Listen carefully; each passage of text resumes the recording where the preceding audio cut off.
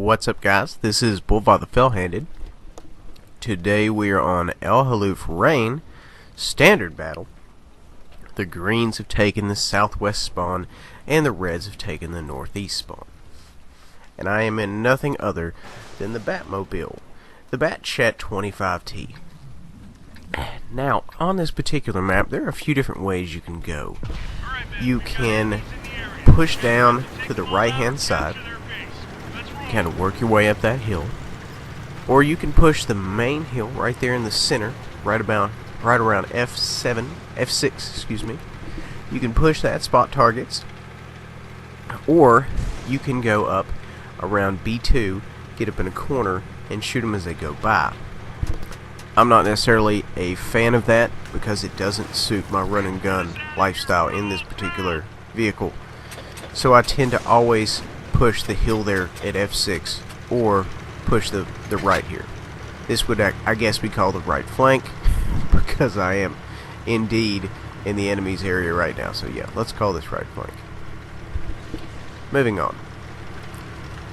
So if you end up finding a lot of team members over here, a lot of reds over here, what this tells you is that they did not support their push at A1. So, which is the main point of contention on this map. So, if you encounter a lot of guys over here, then that's good for the team, because if you sent a good number of tanks over there to A1 for the general push, then yeah, they're going to be, you know, very, very successful, unless of course some reason they just managed to drop the ball. Now, granted, that may not necessarily be good news for you, because you're going to have tons of tanks to deal with. So at that point, what I would recommend is not pushing up the side of this hill, and I would more or less consolidate my position at the bottom of the hill, spot targets for the few guys that are backing you up right outside the cap, currently, like the guy at J5 and the other guy at G4. That's kind of what I would do. Now you will notice when I put a few rounds in this guy right at the beginning and I repositioned, I dumped the mag. Now if you're going to be moving a good area like that, I always recommend to dump the mag, no matter how many rounds you fired. I mean, obviously, if you have a full clip, don't worry about it. But the point is by the time I got back around, I was completely loaded. So now I have 4 rounds. But if I didn't reload, now I would only have 1, because I had 2 when I finished firing on him, because I think 1 derped and 2 pinned him. Anyway, it's neither here nor there. I'm just trying to help a little bit with clip management. So you have to be very cautious that these tanks, you know, circle strafing you. You have to be very cautious. I recommend no scoping when they come in and they're going in for the death circle. Obviously, in this guy's position, he ended up running himself into a wall. That slows him down, so I can actually catch him with the gun with a good auto lock. Now, I am a fan of auto-locking something like that. It's a little bit easier to track. If you are going to go for the no scope and somebody is circle strafing you, I would recommend auto-lock onto them, and then of course aim them manually, take the gun in manually towards the front. So that's what I would do. It's a little bit easier than finding the target on your own. So I kind of wanted to get around behind this guy here, put some rounds on him.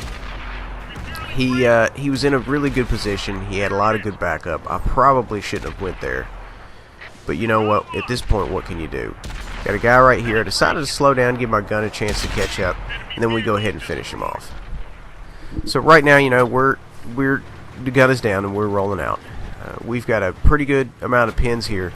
The only downside is that our team is just losing like crazy.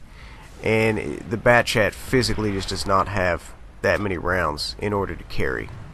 So we're kind of, you know, we're a little concerned because this entire, you know, organization here, all these reds over here that were fighting, chewing up our greens, now they don't have anything to do except focus on us. So it's kind of an issue. Speaking of issues, we now have loads of issues. Got a good little assist there, because we've got a great number of them coming around the corner here. But the good thing is, you know, once he fires, we can come in and we can go ahead and just work him over with the magazine here. And that's, you know, that's the strength of all autoloaders, is the fact that wow, I don't know what I did with that round, y'all. Excuse me. But that was panic fire right there. That was just right in the air for no reason. But you know, it's good to stay calm in situations like this. You don't want to rush your shots. You don't want to make anything, you know, silly. You don't want to make stupid mistakes in a situation like this where we were vastly outnumbered. We're starting to even it up, you know, because you can most certainly still end up fumbling the game at any point. So I took a round from the rear there. I decided I could not stay there anymore. I decided to go ahead and circle this poor guy right here. And he is taking some good rounds, but I don't know if there's any way I can finesse my way out of it. And no, I cannot. He killed me. So, yeah, that was it. We didn't do what we wanted to do. Pretty much when the two bat chats died, that signaled the end of us as a whole. That was pretty much it for the rest of the game. But you know what, guys? There's only so much sometimes you can do in a game. You know, you can't pull Superman numbers all the time. So we ended up pulling 54, 48, 960 assists. We did okay. Guys, I really hope you enjoyed. Please remember to like, subscribe, and share. We'll see you next time.